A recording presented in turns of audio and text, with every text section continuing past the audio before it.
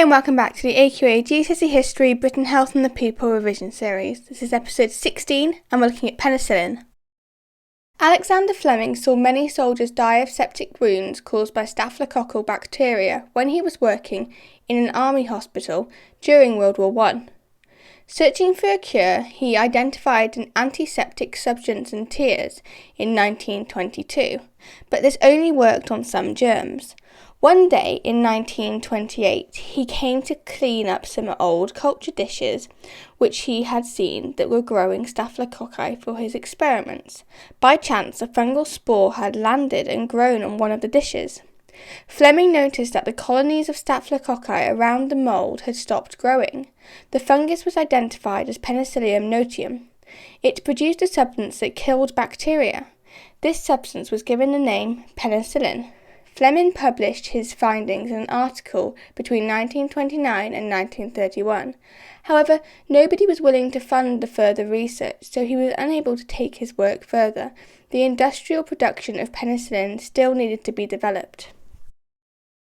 Since it is a natural product, penicillin needs to be purified. A breakthrough was made by Howard Florey's team in Oxford between 1938 and 1940. Ernst Chain, a member of the team, devised a freeze-drying technique that was an important part of the purification process.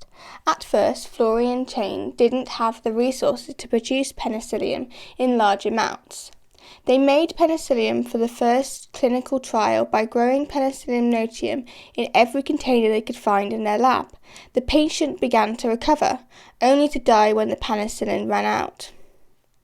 Florey knew that penicillin would be vital in treating the wounds of soldiers fighting in World War II. British chemical firms were too busy making explosives to start mass production, so he went to America.